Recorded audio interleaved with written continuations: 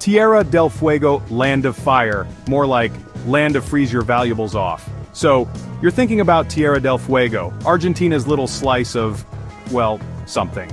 Down there at the tip of South America, the very, very bottom, they call it the end of the world. Sounds dramatic, right? It is. Especially when the wind hits you. This isn't your grandma's Florida vacation spot, not even close. It's a place where maps run out of space, and where your preconceived notions about fire go to die a cold, shivering death. Prepare for an education, folks, a frosty one. The name itself, Tierra del Fuego, land of fire. It's a beautiful lie, mostly, cooked up by Ferdinand Magellan, who saw smoke from the indigenous Yagan people's fires. Smart people. The Yagan, trying to stay warm in a place that forgot what warmth was. So, land of fire it became, a branding masterpiece, if you ignore the actual weather forecast. Ushuaia, the town at the bottom of everything, including occasionally your spirits. Welcome to Ushuaia, the self-proclaimed southernmost city in the world, a title they cling to like a drowning sailor to a piece of driftwood. Porta Williams in Chile might argue, but let's not get bogged down in geographical squabbles. Ushuaia has better t-shirts anyway. End of the world t-shirts, end of the world keychains, end of the world artisanal beer that tastes suspiciously like every other artisanal beer. You get the picture. It's a town built on a gimmick, a very cold, very remote gimmick. It's a frontier town, clinging to the edge of the Beagle Channel. Mountains loom behind it like stern, disapproving parents. The wind howls through the streets, carrying whispers of shipwrecks and lost explorers.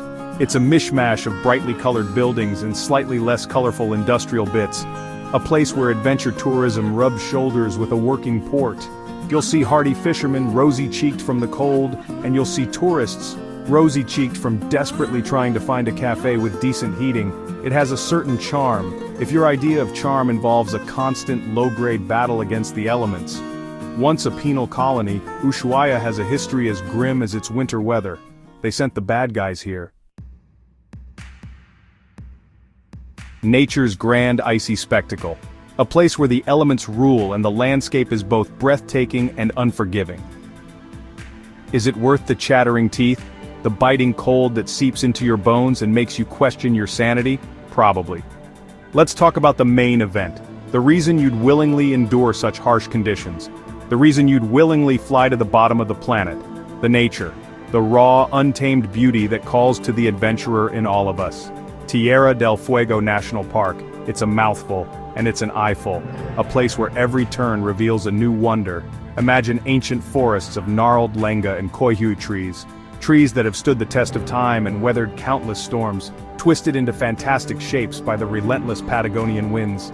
Each tree tells a story of survival and resilience. They look like they're in pain. Maybe they are.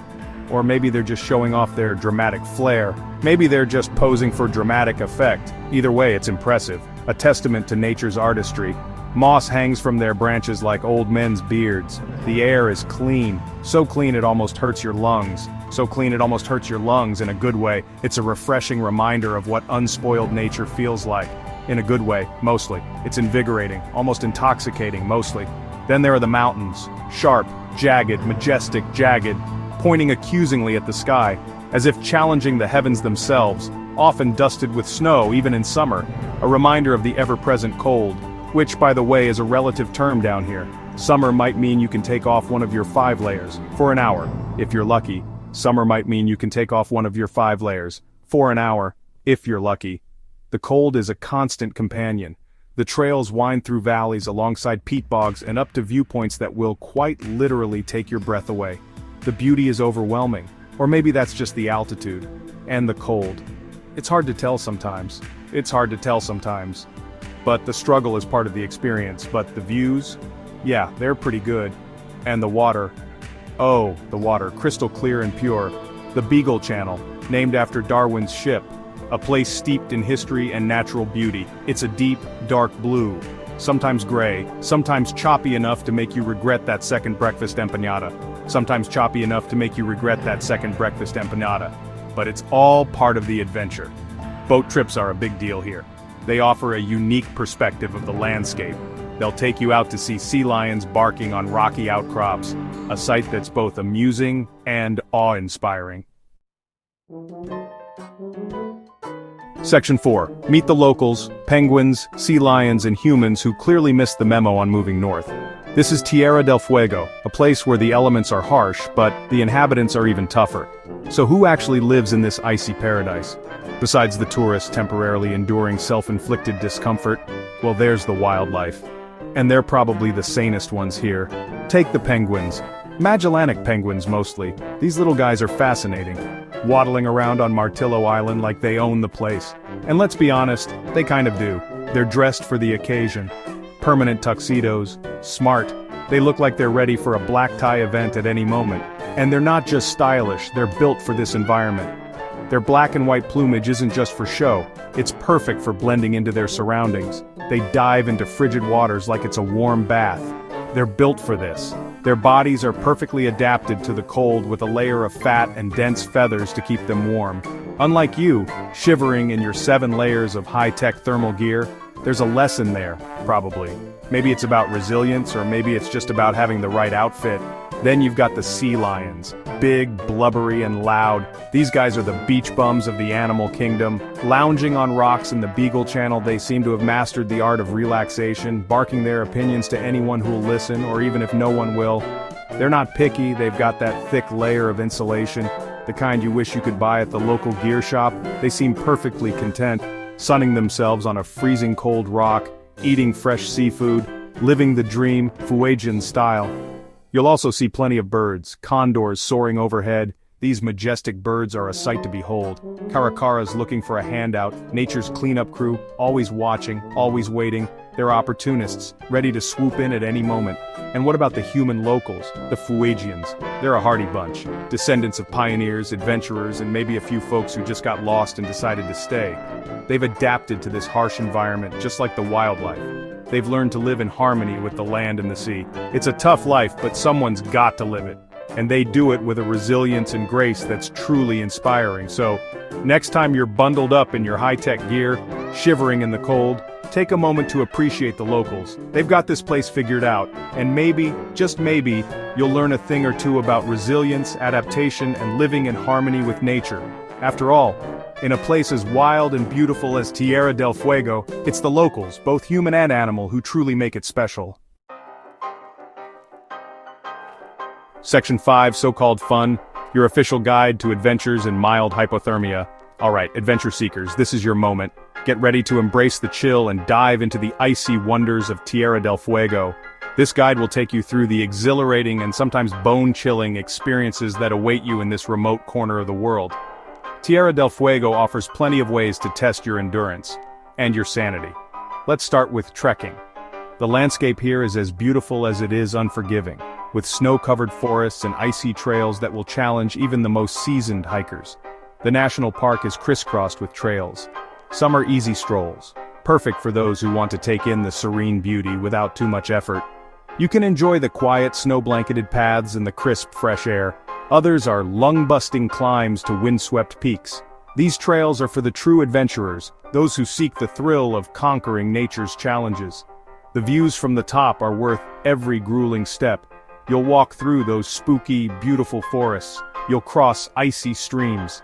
The silence of the forest, broken only by the crunch of snow underfoot, creates an almost mystical atmosphere. You might even see a beaver dam. These natural structures are a testament to the industriousness of the local wildlife. Those little guys are engineers, destructive but impressive. Watching them work is like seeing a tiny construction crew in action. Remember to wear sturdy boots and pack extra socks. Keeping your feet dry is crucial in these conditions. Wet feet at the end of the world? No thank you. A good pair of boots and dry socks can make all the difference between a great adventure and a miserable one. Then there's the famous end-of-the-world train. This historic ride is a must-do for anyone visiting Tierra del Fuego, El Tren del Fin del Mundo. Sounds grand, doesn't it? This train offers a unique glimpse into the region's past. It's a narrow-gauge steam train, a relic from a bygone era. It still chugs along its historic route. It chugs along a route once used by convicts from the Ushuaia prison. This adds a layer of historical intrigue to your journey. They were sent to chop wood in the forest. Imagine the harsh conditions they endured. So you're basically retracing the steps of condemned men. For fun, it's a sobering thought, but also a fascinating one. It's a scenic ride, sure, The views are breathtaking, with snow-covered landscapes stretching as far as the eye can see, through the Pipo River Valley. This area is known for its stunning natural beauty, but there's a certain irony to it. You're enjoying a leisurely ride through what was once a grueling daily task for prisoners, paying good money to experience a tiny fraction of a prisoner's daily grind. It's a stark contrast to the luxury we enjoy today, only with better snacks available at the station. A hot drink and a snack can make the experience even more enjoyable. Boat trips on the Beagle Channel are practically mandatory. This is another way to experience the stunning beauty of Tierra del Fuego. You'll squeeze onto a catamaran with a bunch of other hopefuls, everyone eager to catch a glimpse of the unique wildlife and landscapes, all bundled up like Arctic explorers. The cold is intense, but the experience is worth every shiver. The boat will bounce over the waves. Hold on tight because it can get quite rough out there. The guide will point out Les Éclaireurs Lighthouse. This iconic landmark is a highlight of the trip, standing tall against the snowy backdrop. Section 6. Your ticket to the freezer door. Final thoughts before you bravely lose all sensation. So, after all this cheerful encouragement, are you still game? Still dreaming of those icy vistas and penguin encounters? Good for you. You're either incredibly brave or delightfully foolish, maybe a bit of both. Tierra del Fuego isn't for the faint of heart, or for those who consider chilly to be anything below 70 Fahrenheit. This place will test your limits. It will make you appreciate the simple things, like a hot shower or feeling your toes, but it will also reward you, in its own stark, uncompromising way. Practical advice: pack layers, lots of layers. Think onion, a thermal base layer, a fleece, a waterproof and windproof outer shell. Good gloves, a warm hat that covers your ears. Decent sunglasses because the glare off the snow and water can be brutal. Sunscreen too. Yes, sunscreen. Even when it's freezing, the sun down here can be strong, especially with the ozone layer being a bit thin on this end of the planet. And bring comfortable, waterproof hiking boots. Your feet will thank you, or at least, they'll complain less. When to go? Well, summer is from December to February. It's the warmest and the most crowded and the most expensive. Warmest is still relative.